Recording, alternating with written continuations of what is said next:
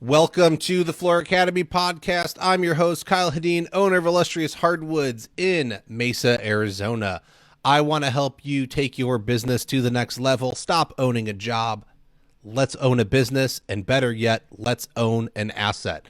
I want everybody to be able to own an asset, something that they know they can put $10 in, get $100 out. You're going to keep people busy. You're going to have managers. You can be on the floor if you want. You can be in the office if you want. You pick your role and you go do what you love, and other people will do all the things you hate. Because who wants to do all the things they hate? Nobody.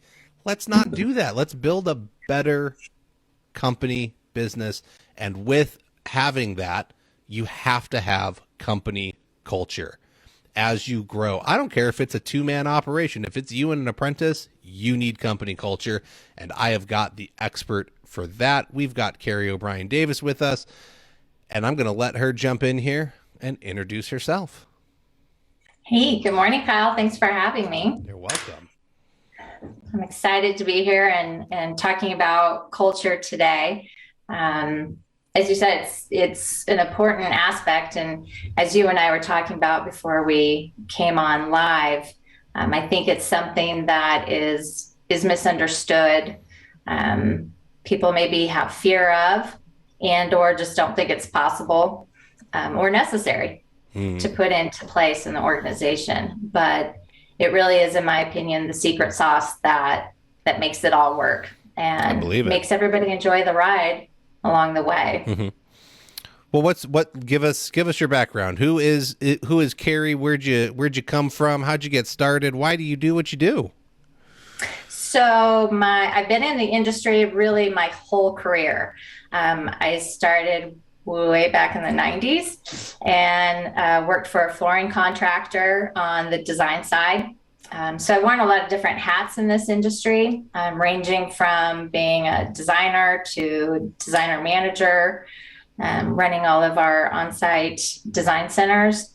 That as technology came into play in businesses, and I'm really dating myself with that, but we started to have the internet and we had websites, and that innovation led us in a different direction for our businesses. So then we got on the technology side of things, and it was all that we wanted to do and we're hoping to do, which was deliver better experiences for home buyers who were purchasing new homes and had to make design selections for their homes. And so we got involved in the whole technology side of things. And so I was involved on the training side of training our designers and training designers across the country, because we took a program that we built and took it into different marketplaces.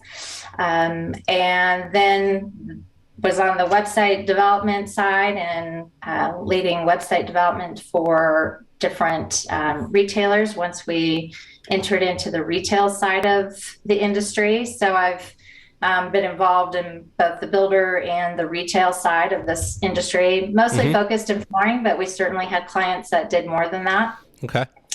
Certainly our builders as well. And eventually going down that path, as we were growing from a small company to a little bit larger, I was noticing that what I felt like were different pockets within the company. And I felt like not everybody was aligned.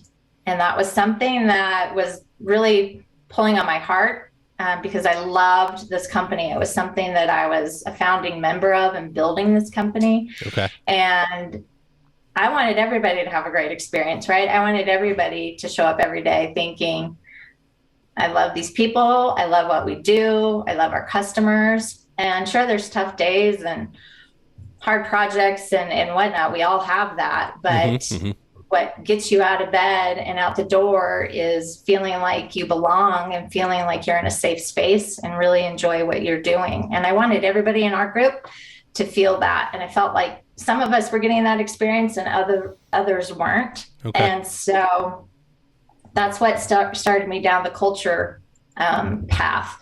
And then that led to a different part of my career in working for a larger company in the tech space. and being a head of culture and training for that group and trying to employ those same types of strategies and tactics. I don't think I've ever heard of a company having someone as like the head of culture. And look, I'm not looking at org charts for like large companies anywhere, but that definitely seems like it's a innovative tech company, and even within that space, it's probably a rarity. I think it's still rare. It's becoming more common in companies. I mean, you look at like Estee Lauder, you look at other companies that are outside of tech, and they are embracing culture. And it becomes, I mean, they're known for having a strong culture within that organization among their employees. And so when you go back to like the very beginning of culture and when people started to talk about that in a business perspective, it really goes back to the 1960s, 1970s. Okay. Don't quote me, but about that time frame, and when they were looking at the quality of the work and the work-life balance. But it didn't really start to catch on and do much until much later on in, the 1990s. And now we have such a rapidly changing workplace, right? Obviously, the pandemic put us right in there immediately, almost overnight, and everything had to adapt. And businesses that had a strong culture, I think, were more easily were able to make those changes because they knew what their values were. They knew what systems they had in place that everybody was aligned with, and so that they could make those changes. It's hard. It's still happening. And it's something that I think will continue and become more important. And you will see people in these roles because somebody has to be at the helm driving it. It's not like culture is not a check the box kind of thing. Like, well, we did that and let's move on. It's like, I kind of liken it, because I think I'm a mom, I liken it to having a preteen, and you do all this work, and then you check the box and say like, okay, they're good. We'll check in with them after high school. Well, if they go unchecked, I assure you it will be a completely different child, and the experiences that they will have will probably be not the ones that you would desire for them. And so it takes constant attention, and it's a lot of details. It's almost like growing a plant. Like, you just can't ignore it. You have to nurture it every single day, and it has to be touched by a lot of people. And to kind of go back to your point, as far as somebody being in charge of it, when I approached our owners, it was the conversation of, I didn't have all the right words. I just knew from my heart what I thought was important for our business, and that it would allow us to drive forward in a more efficient and more enjoyable manner. And that's just kind of how I spoke to our leaders. And there was, I don't know if skepticism is the right word, but certainly like wary of, so you're going to devote your time to doing all of this? Like, we need you doing X, Y, and Z. We're a small company. And so that's understandable. When you have a small company or it's a startup, everybody's wearing a lot of different hats. Yes. They have different job responsibilities and roles. And it seems impossible to say, I'm going to have somebody stop what they're doing just to focus on the culture of this business. But because of all the components that it encompasses, it really allows, once you start to work through it, it really allows you to work more efficiently and more enjoyably together as a team to reach your business goals. So I feel like it's something that can't be ignored, because it's the health of your business, and it's that secret sauce. So somebody's got to be driving and paying attention to it. And I was very fortunate that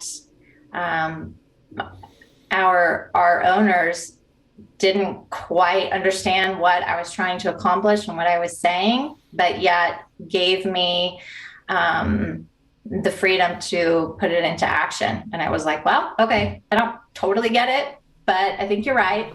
I think there's, something there. And if it makes everybody stronger and better as a collective group, and we can work more efficiently and better, and people are happier doing it, then how could we say no to that? So let's do it. And it started very simple. Well, so let's start kind of at the beginning here, okay? So I agree, right? If you have a happy workplace and people are on board with that, and I want to go where I enjoy being. I don't want to go to the place I'm miserable at. Right. And so let's make it fun. So let's define, well, how do we define company culture? Where do we get what that's going to be from, right? Does that come from how people interact with each other? Is it based on the values that we set for the company? And if you don't have values set up for your company, you may want to go define what your core values are and what really matters to you and what you offer to the world, so that you can, because I'm pretty sure they influence this. So what is company culture? Where's it come from? How do you define what your culture is going to look like? You got to have a starting place. Yeah, exactly. And to your point, Kyle, I think it's something that's misunderstood or feared, like we were talking about earlier. Mm-hmm. I think automatically, if you start to speak about company culture, people may tend to think, well, so we have a ping pong table, or, there's unlimited vacation time. That's not culture. Those are aspects of culture, but those are perks. It's not the company culture. Mm-hmm. So I would want people to think about it in terms of the people. It's the people, the values, the beliefs and attitudes and behaviors. You can limit it to that collectively are shared, that allow an organization or a business to achieve their business goals. Because at the end of the day, we're here to make money as an organization. We're here to achieve business objectives and move the business forward. Mm-hmm. But we need a group of people to come in every day and do that. And we need to do it effectively and hopefully enjoyably. It's not about making the employees happy per se. It is about providing the best environment that moves your company forward, that allows them to achieve their business goals, in which an employee can come in and find their own happiness, if that makes sense. It's not saying like, I'm going to do all this so that you're happy. No, we want to do this so that we're achieving our goals, and it's a good experience for you, which will then in turn be a good experience for our customers. So it's the values, it's the beliefs, it's the behaviors. Mm-hmm. That's the culture. But it also extends into other components. It's the compensation, it's the perks, it's how you define and maintain a work-life balance. It's the customer service, it's your branding, it's the language that you will use. So it's all of these different components that sometimes are hard to define, sometimes hard to be seen. I kind of liken it to, I keep coming back to this in my brain. I don't know if it will make sense, but it's like an ocean to me. Culture is this living, breathing entity, and it drives us forward. And sometimes we have these smooth waters. Mm-hmm. Sometimes we can't see through it. Sometimes we don't know what's all underneath it, but there are all these different components. They all work together, and it takes everybody to move through that, and to also get through turbulent times. And a strong culture will allow your group to do that, because they know what the values are. They know what is accepted as far as language and behaviors and beliefs. And that creates safety. It creates respect within the organization. And when you have those all coming together in this, what I call the secret sauce, then people can perform their best. Well, so what I'm getting is, and I think this is what's missed, is a lot of times, somebody may have the values, okay, and they start bringing on employees, and so this culture either develops in its own way among the employees because they're talking, communicating with each other, and the owner may be off busy doing their own thing. And what really needs to be happening is this is why you were able to create a position, right? You were able to go and hold everyone accountable to, here's our mission, here's our values, here's what's important, here's how we're going to be. And so it's something that has to be actively fed, right? If you're going to use like this ocean thing, like it's an entire ecosystem, and you have to keep putting the stuff in to keep it going, and you can't ignore it. So you have to go communicate all of these ideas to your employees, and they should be able to repeat back what your values are, what your mission statement is. They need to understand, you know, like you said, the ping pong table, and if you're going to buy breakfast every Wednesday morning or whatever, like those are great perks. Okay. But that doesn't, they're not going to care about it if they can't do the other parts and they're on board with it. Right. Yes. The employees need to fit what you're putting forward. And so when you're hiring people, your values, like you need to know if they're going to fit into your culture before they even walk in the door for that first day. You may go through an interview and say, this isn't even a good fit. Like you're not going to fit my secret sauce. Like it's going to get spread all over you, and it's going to sour, and you need to go. So I can't put you into my system. Absolutely. And I think, Kyle, that's such an important point and aspect of culture, is that you have to just be so diligent in your hiring practices and how you're recruiting, because if you don't have the right, to quote the book Traction, which I've been reading, if you don't have the right people in the right seats, then you're not going to be able to maintain that company culture. And so you have to be diligent with that, and you have to make those tough decisions and make sure that you're recruiting in the right ways for the right people to get the right people in the right seats. And the other point that you touched on was about employees and having that communication and them understanding. Having alignment throughout the company is critical, but it all starts from the top down. Okay. Which means it has to be a priority for the organization. Culture has to be one of the number one priorities. And then it has to be supported by leadership. It's got to come top down. And it's not enough to have leadership just sign off on it and talk about it in smaller groups, maybe at upper levels. It has to be felt and seen all the way down to every employee. And so that type of support and commitment from leadership has to go across all platforms. It needs to be talked about in meetings, at events, on your website, with your employees, on your social media, throughout all the channels. I mean, just at every turn, it has to be communicated and reinforced, so that it's something that, again, becomes this collective pursuit that everybody can embody. And what will happen when you have that is, and if you have the right people in the right seats, then it's something that we can all get behind. And this is how we show up and do our work every day. And then the goal is to have all of these cultural ambassadors for your company. And that's when it's felt by your customers, and it's felt by people outside. It's witnessed by your family. And that was probably one of the greatest experiences that I had with this smaller company that I was involved with.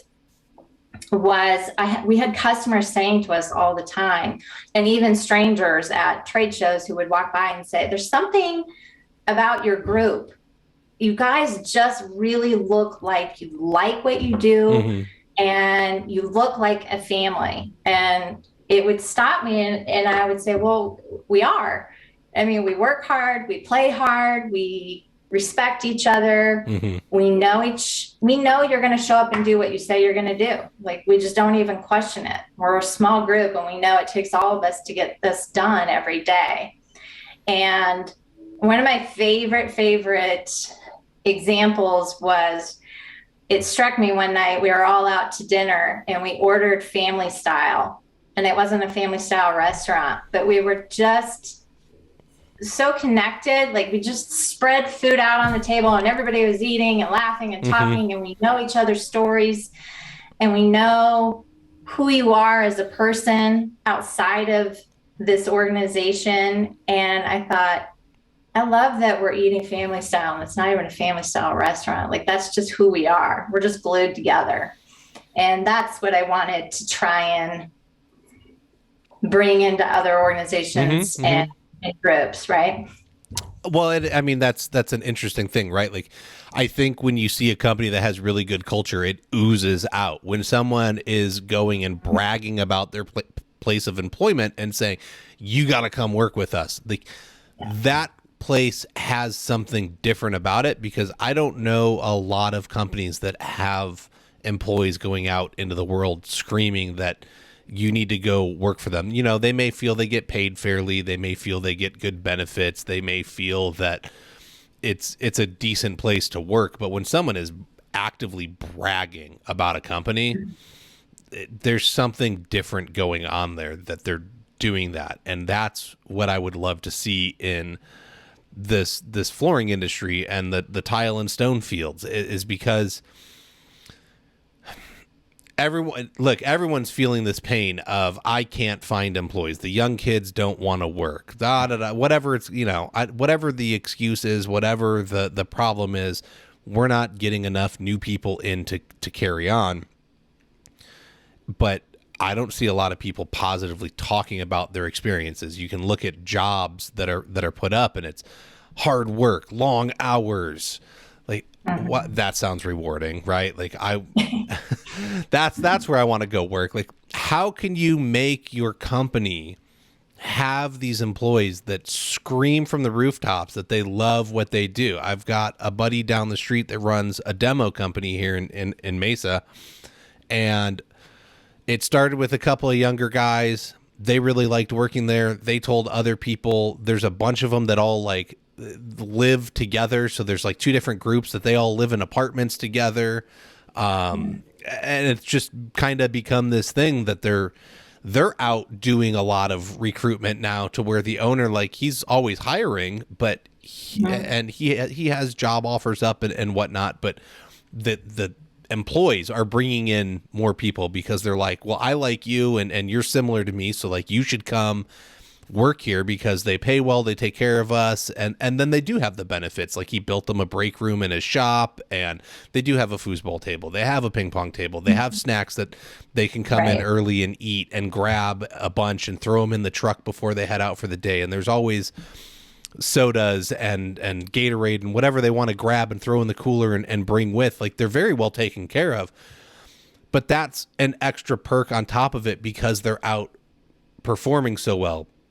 Right. But where did it, like, how do you develop this relationship between management and employees, especially when you're like a two-man crew? Like, how do we even get this going? Because once again, I think even as a two-man crew, it's very important, especially if you want to grow. Like, it's going to be easier to implement it and keep it going when it's two people, as opposed to you get to 10 or 20 people and now you're trying to implement something and now you've got to get 20 people on board instead of they're just automatically ingrained into this system. Right. Well, I mean, you hit the nose right on the head right there with the fact that it boils down to the people, whether that's 2 people or it's 500 people. And it is all about the relationships. The interactions between leadership and the employees then in turn with your outside customers or your customer base. But what is that relationship like? How does it operate? How does it live every day?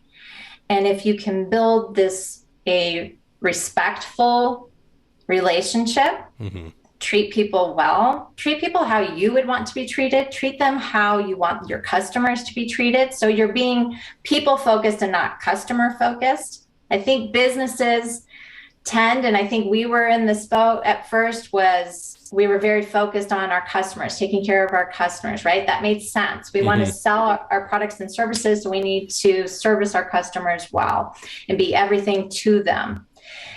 I think that happens organically if you take care of your people first. And so becoming people focused. And that is, there's a whole lot that goes into that. It's looking at your work-life balance, which boils down to your processes and the systems that you have in place that everybody participates in. How do you recruit? How do you hire? How do you onboard? How does somebody leave your organization? What is the day-to-day like? Where, as an organization, you have to stop and look at what systems do we have in place? What is efficient? What isn't efficient? What keeps us from not being efficient in our practices and trying to move forward and achieve our business objectives? If it's hard and it's not working well, people are not going to enjoy what they're doing. If they don't have a good relationship with their manager, which you hear a lot about, like, yes, the compensation was great and I had great perks, but I had a bad relationship with my manager. You have to examine that and make sure that that little ecosystem is healthy and is what it should be, which is a coaching role versus being a manager. So that it boils down to a lot of different components in how to have this culture in place. And you do it through pay, through perks, through the employee experience, the customer experience, all the processes and systems. So for someone in a smaller business, or even any business, but even to your question about a smaller business, is really being able to sit down and understand again, first of all, make this a priority. Then let's look at the values. Do you have values that are set forth for the company? What's important to you? What do you believe in? What behaviors, language will you not tolerate? What exemplifies and embodies who you are and what you want to achieve? And boil that down, and then look at the systems that you have in place. I think all of that can be very overwhelming. And I think a good place to start, and one thing that I did right away, was what I call is just taking the temperature of the organization. Like, what's the status of the employees, whether it's a few or many? How are people feeling about things? What do they feel is working well? What isn't working well? What are their beliefs? Do they feel safe? Do they feel they're important enough to be included in conversations? Do they feel heard? Do they feel valued, even though, their idea may not be the best idea that wins out, but do they feel valued to bring it to a table for a worthy conversation? And on the flip side of that, if they're in a learning and creative mode, which is the mode that we want employees in, right? We want them to be innovative and problem solving and creative, not just doing the day-to-day tasks. That's where you get real growth and enjoyment from your employees. But they're going to make mistakes. And how is that treated when somebody brings up an idea or makes a mistake? Because that is going to be a part of the process. What does that feel like within your organization? How is that handled? So that all ties back into your culture as well. So being able to get it started and start putting it into place is really understanding, listening to your employees, asking the questions and listen to what they're saying, what works well, what doesn't, and being able then to define and put them into action. So it takes the commitment to prioritize it, and then for somebody to keep reinforcing it and driving it as it evolves, and then communicating and being very transparent about it, and almost over communicating, right? That this is our culture. These are the things that we've heard that you want, or where we're falling short. So these are the changes that we're going to make, and drive forward and be very communicative, because if they're not aligned, then you're going to have all these separate cultures going on within the company, and that can be a cancer to the organization immediately. Well, you're hitting on something that I think definitely needs to be pushed forward. So let's say we're talking about a small 2 to 5 man, you know, flooring installation company, right? There's not a lot of people enough. There's the owner, maybe he's off the floor, he gets to go out and do a bunch of bids, and then he's got 4 people working with him, so there's a total of 5. He can send out 2 crews, get things done. And you're talking about having systems and processes and being able to go and make repeatable actions and to hold people accountable. And I think a lot of times we as installers feel, well, it's never really the same way twice. Like, this job's going to be different because everything's different every time. And to some extent, yes, every project is different. I understand that. However, we're always going to go in and we're going to greet the customer. We're then going to explain where we're going to start, how we're going to start, and why. We're going to start removing the old material. We're going to prep the floor. We're going to, like, there are certain processes that go the same way every time, and we need to make sure we're stepping through them the same way every time. So that has a lot of value in how you were saying, to make sure you have something that's followed every time, to actually sit down and document this, and then to hold the employees accountable for being able to do that. And when they have that process, and that process, like I said, may involve greeting the client, they're going to go represent you in a positive manner, and they can do it happily because they know that it's the same way every time. And so you had said, if we put people first and we take care of them, then they can go treat our clients well. And so by having these set rules and regulations of how we interact within our company, they then can better perform at what they're doing, instead of showing up and walking around the room and staring from side to side and what am I doing this time? Why am I doing it? Right? Like, if there's that set procedure, walk in, do X, Y, Z, and then, A, B, C, and 1, 2, 3.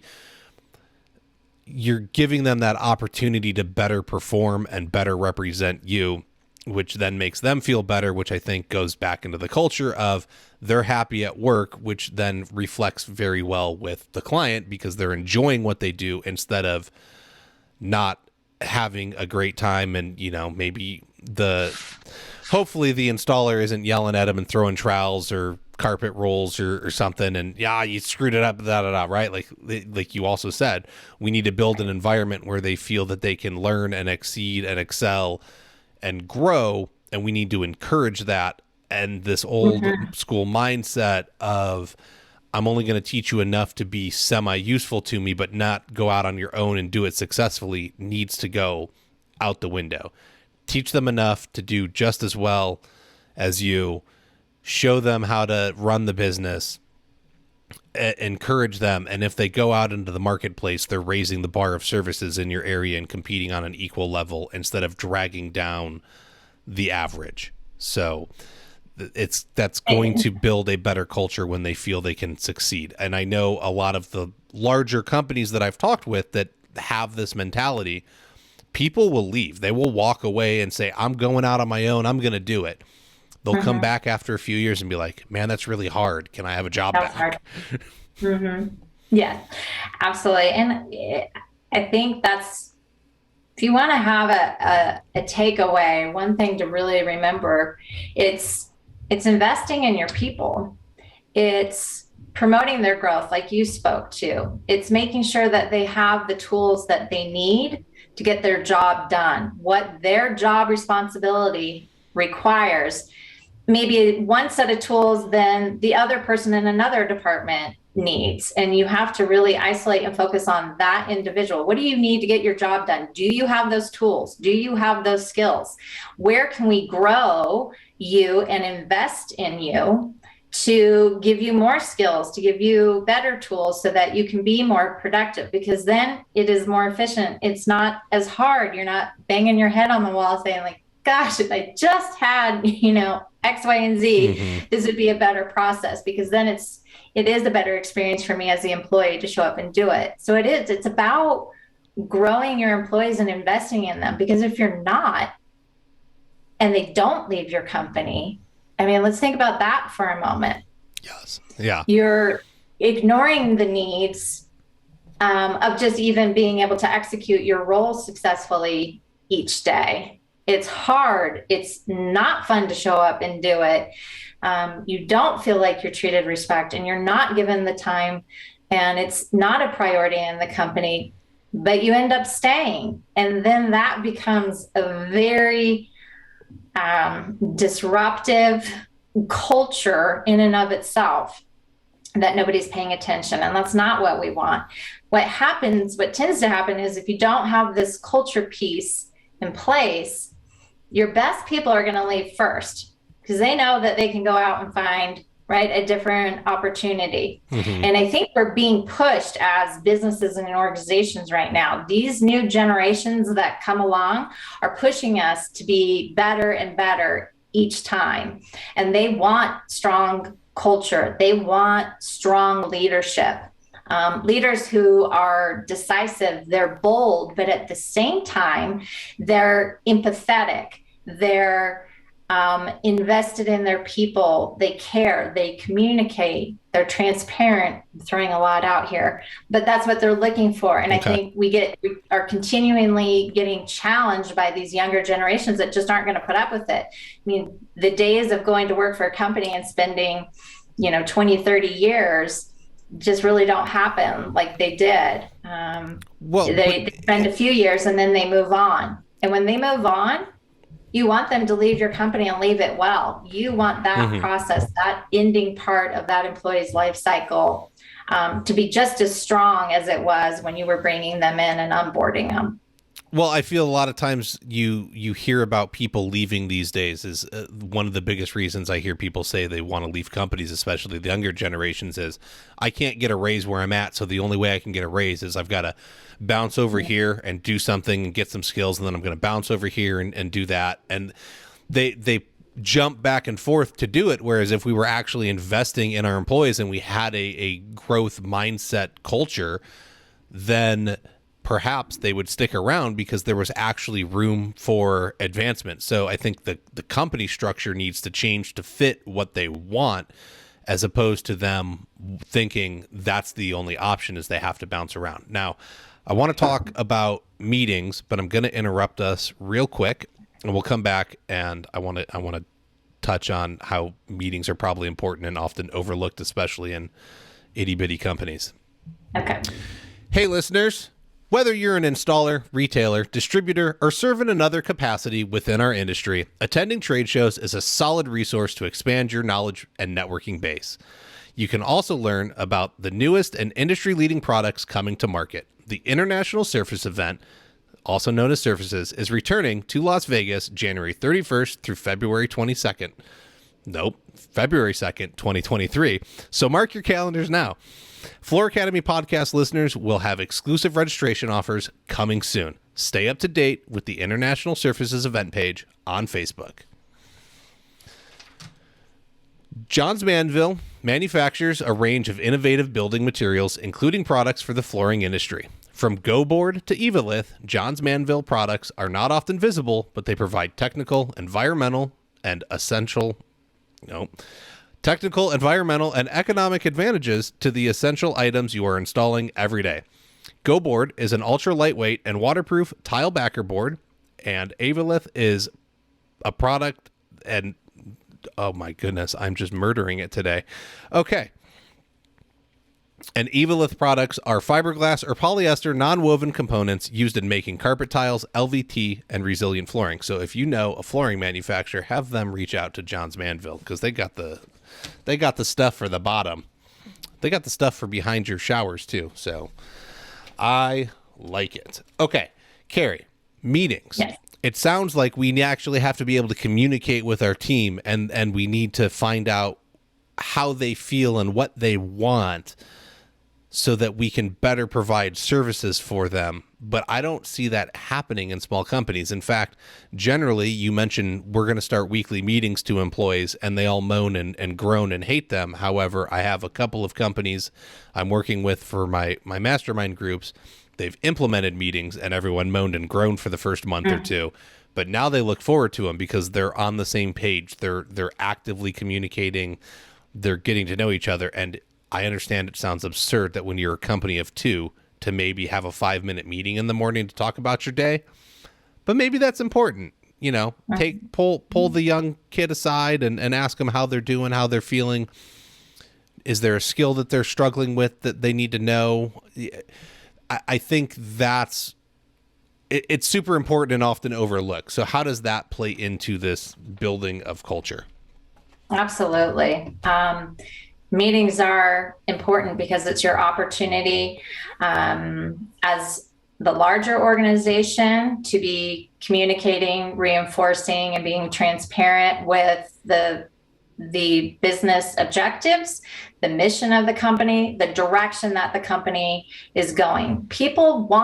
I really genuinely feel like people want to do good work, right? And they want to do it in an environment that feels good, feels safe, they feel respected. Mm-hmm. And so but they have to understand how they plug in to that overall mission of the company, the direction the company's going. Do you even know what your specific role is and how critical it is to the overall direction of the company? And your wider company meetings give you those opportunities.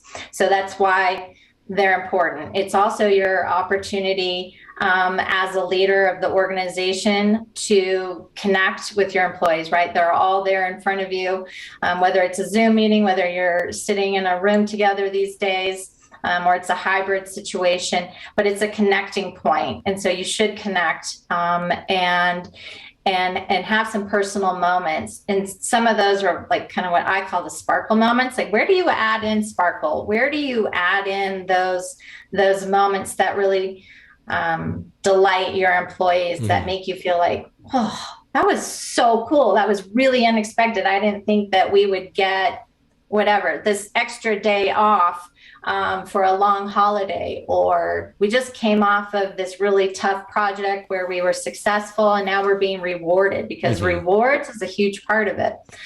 But not to digress, going back to meetings, so that gives you an opportunity as a larger group.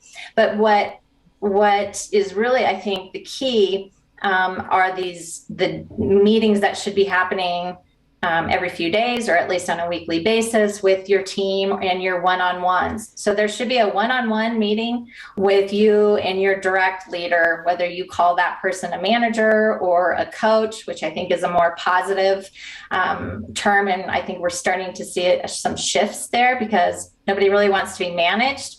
They would rather be coached. And if your leadership has that mindset that we're coaching employees, we're investing in them, then that's a much more positive working environment. And I think why people moan and groan about meetings is because a lot of times they're ineffective. And yes, people feel like it's a waste of time because there isn't structure. And everybody doesn't know how to participate in a meeting. So as a coach, manager, or leader, you have a specific role and structure that you should follow in every meeting, whether it's a large meeting or whether it's a one-on-one with your direct reports or it's a team meeting. As an employee coming into that meeting, you have a certain structure you should follow as well, and you have a specific role.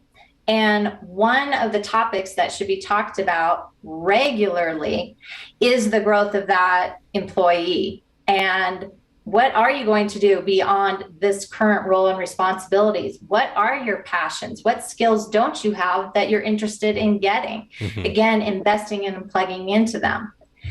When you have the structure and everybody knows the rules of engagement for those meetings, people tend to be more open to having them and are engaged more. And as a result, you have better work coming out of your employees, because it's your chance to align everyone and make sure that business objectives are moving forward and you're getting business done. It also is your opportunity to troubleshoot, because as a manager or a coach, you're there to help make decisions when decisions aren't being made.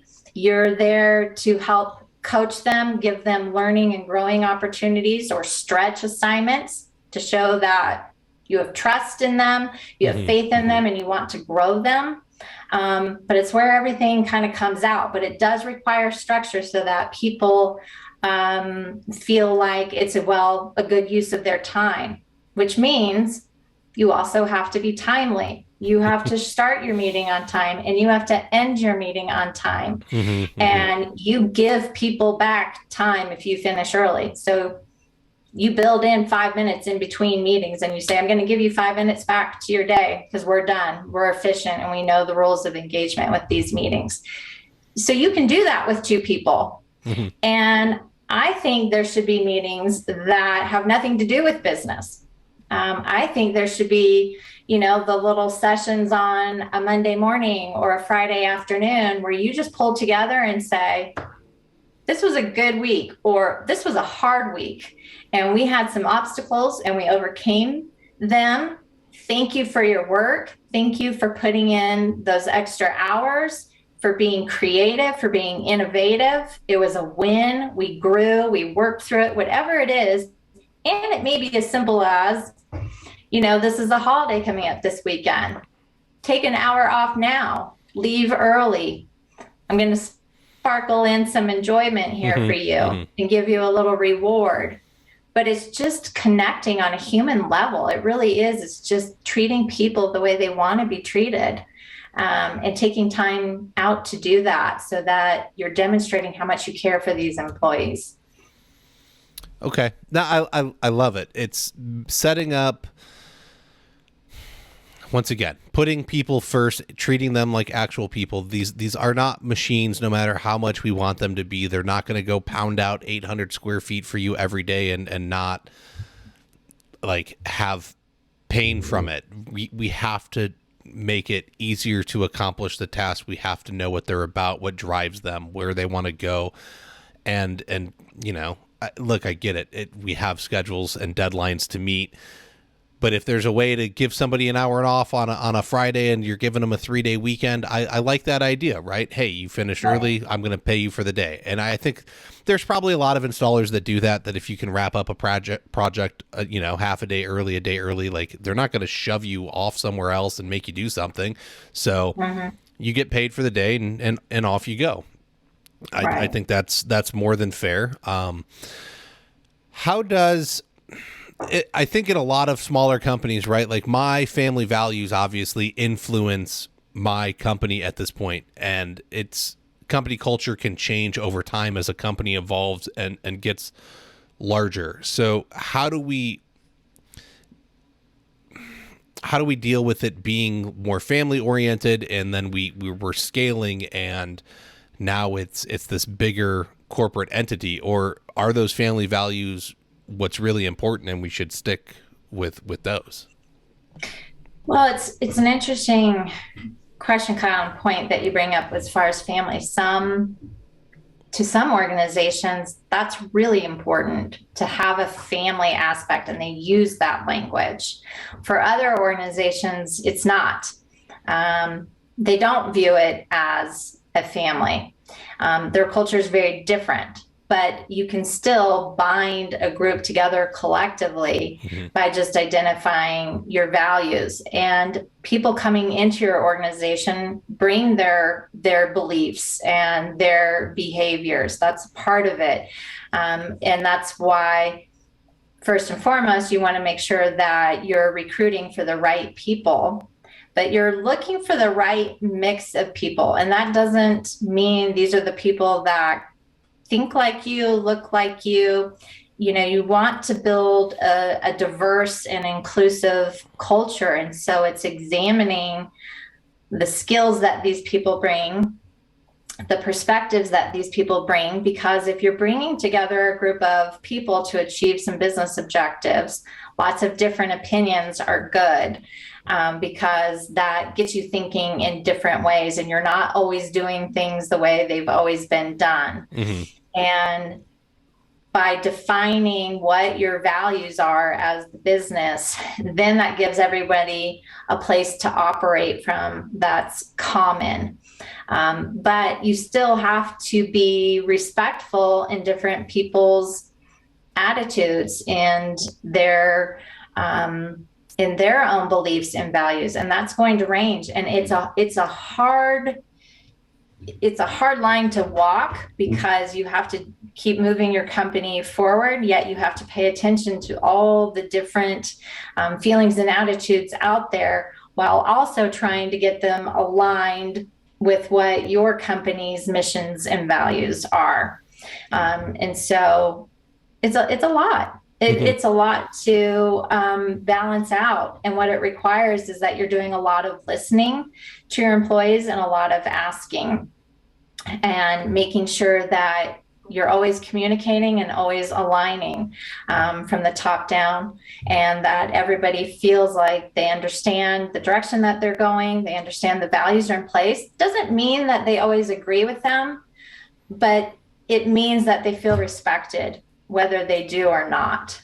And that was, we asked when I did my take the temperature of the organization survey. I left it optional if they wanted to put their name on it.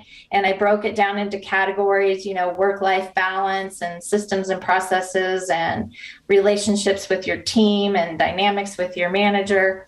But one of them was about overall safety and respectfulness. And, do you feel respected? If you showed up to your team call, do you feel like you can speak up? And if you're going to be, if you speak up and voice your opinion, do you feel like that will be respected? Do you feel like you get proper recognition and reward? If you have those general policies in place or operating procedures, your culture that's in place, then you will have people who feel respected. Whether or not they agree with it, they just say, like, I feel heard. I felt like my opinion was heard, even though that's not the direction we went. My manager understood my point of view. My team respected it. And when I did something well, I was rewarded and I was recognized for it. A pat on the back, a comment, an acknowledgement amongst your peers goes a very long way, very long way. And so it is being able to welcome in all those different beliefs and things that make us unique as humans, and being able to put it all into this one melting pot of the culture for that organization that's respectful for all those parts and allows us to get aligned with one vision that we can drive forward and get work done in a way that's sufficient and enjoyable for all. And it's possible. It can be done. Well, okay. So now I'm gonna twist this. Okay, I love what you're saying, and I believe it. However, you've opted to take a sabbatical, so you were in charge of company culture for 20 years. You helped instill this. Okay, hold on. Yeah. And yet you decided that you needed to walk away, but you created the environment where people could be happy. So even though there was a great environment, people can still get frustrated within it. So what happened, and how did the culture you build help you have a better exit? So it was more about, this kind of, this gets into personal waters, which I'm happy to share, but it was really about me and where I was in my life. And yes, I've been involved in culture, and it's something, it truly it just was born out of my heart, and it's what's fueled me and given me a career. Even though I've had lots of jobs and responsibilities, that was the most recent in my career. But what happened was there were a series of life changes for me, for my family, losing my dad, losing my father-in-law, losing a dear friend, company changes, kids growing up, going off to school. So those are all these different life changes that all seem to happen within a very, very short period of time. And in and of themselves, I think they're big, they're still substantial, but when they're stacked up against each other, what I noticed for me and what I noticed for my family, it was starting to take a toll. And I felt like I had to put the brakes. I felt like the culture for my family had shifted. I felt like I wasn't at the helm anymore. I felt like it was running amok. And life, as we know, can happen, and it happens really quickly. And if you're not present and you're not choosing things, decisions get made, directions, you just start to go in a direction. And I just wasn't happy. And I didn't like what I was seeing for myself. And I felt like I got lost in my roles. So this is like a totally different topic. But, as I'd been busy being a mom, being a wife, building my career. And at the end of the day, I was like, I don't really even know who I am anymore.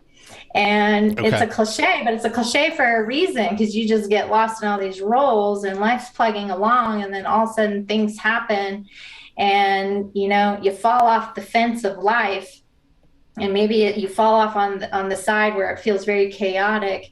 And I felt like I just needed to put the brakes on, and I was looking for peace. I was looking for direction for myself. So it was really like about like a self exploration and refiguring out my role, that then I could plug back into my family and my people and my whole group. So it was really about getting my culture of my own personal world healthy again. Okay. Within all of that, so you didn't leave because you were necessarily upset about your job or career. The company didn't do anything to necessarily upset you. It was personal things going on that were affecting the culture at home, and you weren't happy with where that was going. So because of what you built at the company you're working for, did that make it easier to be able to explain this to them and leave on good terms and say, look, I appreciate everything you've done, but I gotta do this over here. And then I have another question after you answer that. Yeah, absolutely. I mean, it was not easy at all. It was a lot of soul searching. I was terrified to make this kind of leap. It didn't make any sense on a lot of different levels. But I just knew I wasn't going to be the best person for myself, which bled over into my job, into my family, and all of those things. And so it was a really tough decision for me to make. And it just, like I said, it didn't make sense. And I would say I started voicing it to my family members and my little close posse of friends, and people were like, okay, good for you, but wow, does that make sense right now? Like, no, it really doesn't at all, but I'm going to do it anyway. And so when I broached the subject with my company, it was such a positive conversation, and we spent weeks talking about it and explored a lot of different avenues. And, then both kindly came together and said, no, I think this is good. You go do this. You should do this. And I hope that, and actually the comment was made, I hope that when I'm your age, because I'm a bit older than some of them, that I'm in that same position and I feel comfortable enough to step out. And so I feel like for the people that I was directly working with and involved with, it was respected, because I was trying to treat the process very respectful and be respectful to them. And it was very well received. And I think that is a part of the culture, is that people can leave well, because not everybody is going to stay, right? Yes. You want them to be there as long as they can, and as long as it's good for the organization and for that individual. But there are people are going to leave. And when they leave, you want them to leave well.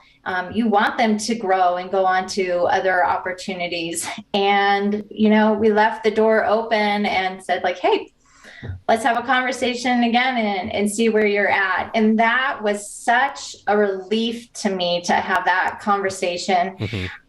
And even it was really interesting, the day that I chose to have this conversation with my manager and then with my team, something that my manager said to me really stuck with me. And she said, I bet you've been carrying this around for a long time, and this is difficult.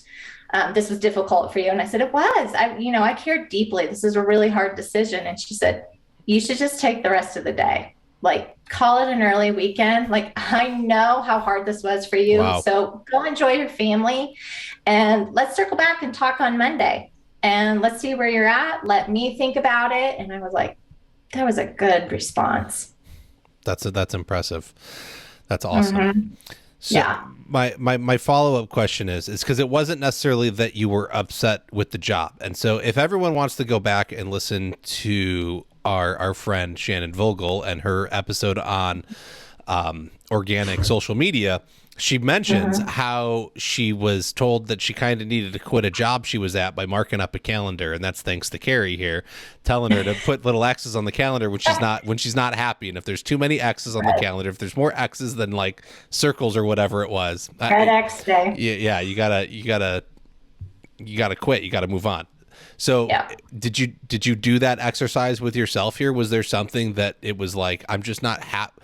It doesn't sound like you weren't happy there, but life was frustrating you and it was becoming a distraction because there was something else to focus on. So did you go through like the red X exercise, or was there something that you were going through where you were able to better make this decision and know that because the company had such a great culture, you would be supported whether you decided to stay or exit? Yeah. I didn't go through the Red X drill this time around because it was so apparent to me. I didn't need it. It was just, it was something I felt every single day. And I felt like I wasn't being fair to myself and I wasn't being fair to those around me. And I realized at the end of the day, I wasn't really enjoying who I was. And I know you notice my family maybe didn't enjoy me all that much sometimes either. And I felt like I'm making a conscious decision to be in this position right now. And maybe it's time to just stop because it just feels like I'm not being fair to myself. And so it was very obvious. But what was plaguing me was the story that I had told myself of, well, I can do it for a year. I can do it for 3 years. I can do it for 5 years, right? Like I have to do that. And then one day I was sitting here and I thought, why? Why? Who said so? Is that true? Do I have to do this for, years and years and years? Or should I stop because I feel like that's the right call for my life? And I really had to honor that because I felt like I was telling myself and making up these stories and rules for what I had to do.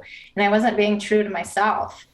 And I did feel, I felt like there just really wasn't a choice. And then I felt like if I really want to be good to myself and I want to leave well, then I need to do that sooner than later because I want them to get the best of me. And I was very distracted by it because I just wasn't happy. And I wanted to feel like I was in control and making the right choices. Because even if you're not making a choice, that's a decision. And I wanted to feel good about all the decisions that I was making and choices I was making for my life each day. Had any of this come up, if this company is doing as you've talked about within this, right? We need to do check-ins with employees. We need to have conversations, find out where they're at. Had any of this started coming up prior to you really like settling on it? Or was it all that all of the life events really happened at once and then it was kind of like an immediate change? Or did they have warning signs that maybe didn't look so severe because they were having these questions with you, right? Like if we're building this culture, we want to talk with our employees. This is the kind of stuff I would want to talk about. Where are you at? How are you feeling? Where do you see yourself going? Right? Like if you want to quit in 6 months, man, I don't care. Just let me know. Like I'll help you get where you want to go. I'm happy to do that because I want to leave anybody that comes and works for me. I want to leave them better than I found them. And I think that's going to make a better impact on the world. And so I would want somebody that was in your position to, if they're questioning themselves, like, I don't think that puts you, it wouldn't necessarily be a negative thing on my like list of looking at overall values of a person, right? I think self-doubt is something that happens, and we start questioning where we're at. And so if somebody's actively talking about it, that's a better sign to me, instead of them bottling it up and keeping it all hidden. So I'm just wondering, once again, was any of this like talked about, and there were like glimpses of it coming to you before it all kind of happened? And did the management team get to see that? Yeah, well, I think with my manager, yeah, we had different conversations. Things moved very quickly, though, and this was a new role, a new priority for the company, and there were a lot of different responsibilities. So we were moving very, very, very quickly. And even though we had some of those discussions, I think they weren't.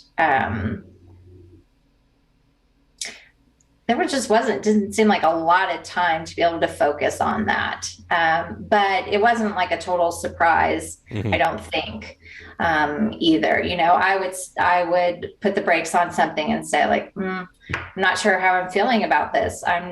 These are areas where I'm feeling, X, Y, and Z, and tried to be very open in our meetings with that. So yeah, we did have the opportunities to speak about that. What everybody knew in every department, that I don't know, but what I felt I was responsible for was to be communicating with my team and my management directly, which we did. So it wasn't a total surprise, and I think that's why we could have some really productive conversations of when I finally said like, I just gotta loop you in my brain here, and this is how I'm feeling. And this is where I think I'm going with this, and I haven't made the final decision, but I want to talk to you about it. And her being very respectful and open to those conversations just led us down a path that, was really productive, and it was positive all the way. And, I've spoken with her, and we still have conversation, and it's all, it's been really good. So, I tried to do that and with each of those meetings for sure. Okay. No, I think that's important, right? That was the point of being able to build it, is we want to be able to see where people are at. And I don't know that happens enough in small business. And then we get into the, it's male dominated, and we're big tough guy contractors, and we don't talk about feelings. And the kids that are coming up these days that want to get involved, do I agree with them wanting a safe space to go cry in at school in a corner? No, I don't. Okay. But they do want to talk about their feelings more. They want to be more open. They want to be heard and be able to express something. And so I think we need to take that into consideration when we're dealing with them, and we're training them, and we're having them work for us, and we're checking in with them to see where they're at. I think these are important factors. This isn't the workplace that a lot of sadly, if the average age is over 40, 45 now for a contractor, that greatest generation and the baby boomer mentality of suck it up and get it done is long gone these days, and we can't have it. I was just talking with where was I at? I was just talking with an older gentleman the other day, and he was like, if I'm sick and I get hurt or I chop my finger, like, I'm just going to keep going. I just show up and I get it done. And like, that's not the way it works anymore. Like, I have that mentality. That's where I'm still at. I'm going to show up and I'm going to get it done no matter what, because one, it's my name on the, sign that says I'm going to take care of it. But that's just kind of how I was brought up and raised. And that's, I've tried to instill it in my kid, but my son is totally different. And the larger culture has influenced a change of how they're going to work in a workplace. And we have to be aware of that and we're going to have to accept it or die. Like, it's not going to work if we don't evolve with them. And so I think that's why I wanted to have this conversation, is that it's really important to be able to put a company culture in place and have people embrace it and work within it, because we truly have to understand our employees differently these days. It's not the same as just show up and, you know, you can yell and scream at them, and then the next day they're going to show up and do it. Honestly, when I got yelled and screamed at, it just made me want to work hard enough to not get yelled at and screamed at. Well, you know, all employees are all different, and what motivates them, what makes them feel respected, what makes them enjoy experience is different for each of them. And so that's the trick in your secret sauce, is trying to figure out and understand, have the skills so that you can adapt to your people. You have these operating procedures, guidelines of your culture, but you have to adapt as a manager, as a coach, as a leader to the needs of your team. And I think there's the mentality sometimes that the team has to adapt to the leader or the manager. And that's not true. I think what makes organizations successful is where they have emotionally intelligent leaders that can adapt their styles to the needs of the people that they're leading, because then you're tapping into that magic part of your employee that allows them to do their best and bring their best skills forward. It's not them changing to meet that manager or that leader's needs. So that's a whole part of it we didn't touch on, but is being able to have leaders that can adapt that way and lead well and be good coaches and be good managers, so that those employees can operate at their best levels within those environments. And then collectively as a company, it all comes together and you can move forward. Well, I don't think that's leading at that point, right? It is, but in a backward sense, right? I think a lot of people think of leading as the guy in front, like showing the way, and that's right. And then there's the person in the back that's like yelling and screaming and forcing everyone forward and trying to adapt them to their way. And it's you want to be the guy leading the way, but if you can find a way to encourage them from behind and gently push them along and encourage them to keep going and build them up with how you're doing it. That's what we're looking for. One of the bigger corporations I worked at a young age was I was taught, you need to know how to do your bosses, your managers, you know, whatever, like the position above you, you need to know how to do that. Otherwise, like, what's the point? It's how are you ever going to get ahead, right? So you had to know one or two steps above you and how to do all those things. And I think that's where we should be at within the construction industry. Like, I need the guy that I'm training to be able to replace me. I need him to be able to do everything I do. And once he gets to that point, maybe I'm going to get sick one day, or I'm not going to, you know, I'm going to have a family emergency and I'm not going to be able to go bid something. Like, I should probably teach him how to go bid a project, right? Like, let's get him the next skills. And so we need to get people trained how to do it properly and know more than just enough to be helpful to us. And like you said, meeting them where they're at and encouraging them in their way, as opposed to making them adapt to our way, is probably the better way. They're going to be a lot happier working with you, alongside you, when they're able to do it in a way that makes them happy. Because honestly, there's 10 ways to probably do most tasks, and it's okay as long as it gets done. Right. And like I was saying, you know, everybody comes to the table with different needs and different beliefs and whatnot. There are some people that want to come and be a part of this team, and they want to be engaged, and they want to have personal chats with you. That's an important part of how they feel good. There are other people that come to the table and show up each day, and they just want to come and they want to do their job. They want to get objectives done, and then they want to be done with it, right? They don't need the personal chatter. They don't desire those connecting points. And so you have to be flexible with that and be able to offer both to those employees and be really adaptive to it. You want to give stretch assignments and goals and objectives so that they can grow and be exposed and have different opportunities to be successful and to make mistakes that are going to be treated with respect. I think at times people aren't given those opportunities, and they aren't given stretch assignments just to keep them doing what they do well.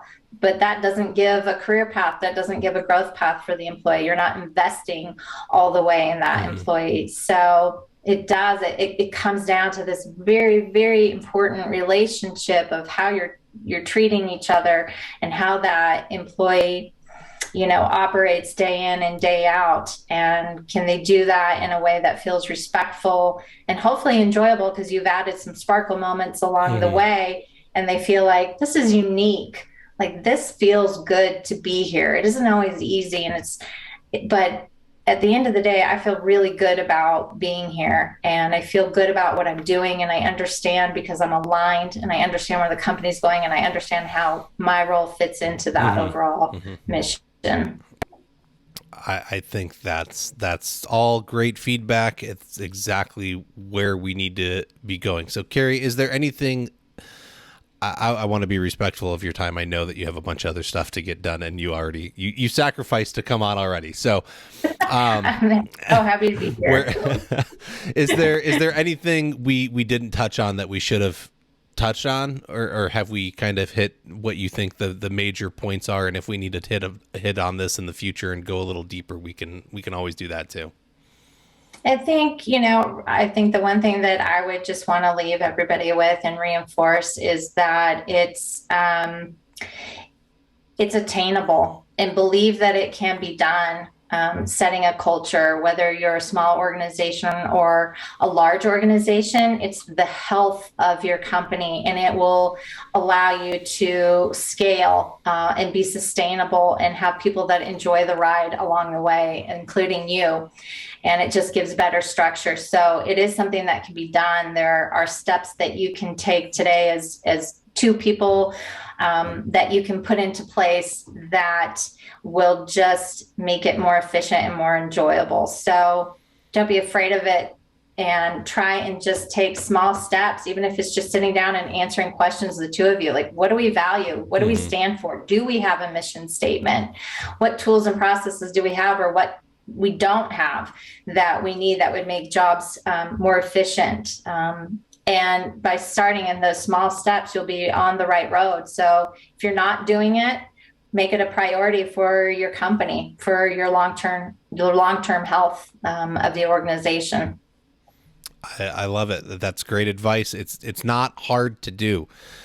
You can spend 5-10 minutes a day. I know we're all busy. We're installing during the day. We're out doing bids and picking up supplies. And when do I have time to work on my company? Well, I've been telling a lot of the members in the mastermind groups, like they're trying to put EOS into their businesses. And so you can go back and listen to that episode with Melanie, but it's, they're all thinking like it's this kind of like plug and play system, or it's like a plug-in that you add to the computer, right? And you read the book and magically you drop this thing into your company. And I'm like, no, it's called implementing for a reason. Implementing takes time. It's not going to happen overnight. You can't just turn on a switch and it's there.